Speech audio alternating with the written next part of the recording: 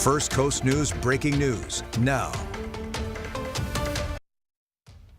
Welcome back. We are still covering that breaking news at 12:30. At least 4 students hurt in a crash involving a school bus with injuries near the Jacksonville Zoo. Thank you for joining us. I'm Brody Logan.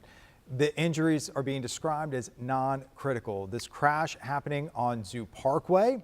This is some video from right after that crash. It looks like it happened near the railroad tracks on the east side of the zoo, actually just kind of northeast of that zoo. Right now, we do know that it was students from San Pablo Elementary. They were heading on a field trip to the zoo, and we know that they are kindergarten students that were on that bus. We're going to get it over to Faria Abrar right now, live from Zoo Parkway. Faria, this crash happening pretty close to the zoo. What are you seeing there right now? What is that behind you? Is that a semi-truck?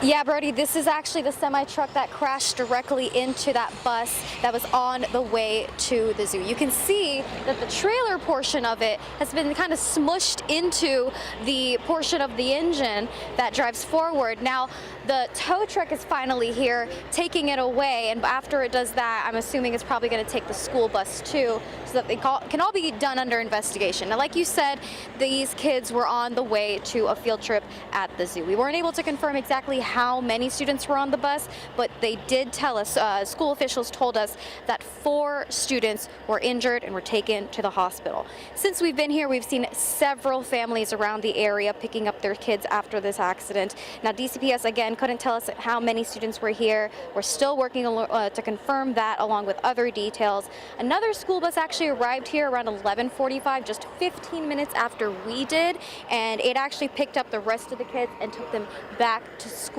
for them to be picked up by their families. So you can see several people are still here taking photos for their own investigations. There's school district officials here, law enforcement officials here, and then also officials with each of these agencies in school, including Durham School Services and the service that is along with this truck. Again, there is several details we're still working to confirm. We're still here on the scene. There's a lot still going on, so we're going to get back to the station so we can work on those details. Live in the north side, Faria Abrar, First Coast News, on your side. Faria, this looks like a very industrial area. I wonder if you can just give us a sense of where you are. Basically, how far are you from the school? How far is this from those railroad tracks where we believe this took place? And just what does it look like where you are?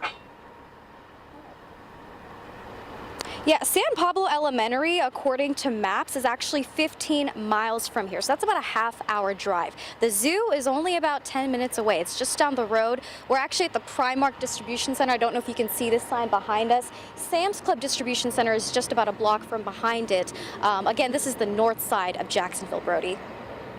It's, San Pablo Elementary, just right near Jacksonville Beach, obviously taking a trip to the zoo. A lot of distribution centers there, so there would be a lot of semi-trucks going through that area. Faria, thank you so much for being on this right now, answering a lot of questions that I'm sure there are concerned parents out there. And again, stay with us on First Coast News. We will have updates throughout the noon here and on First Coast News Plus and on our app.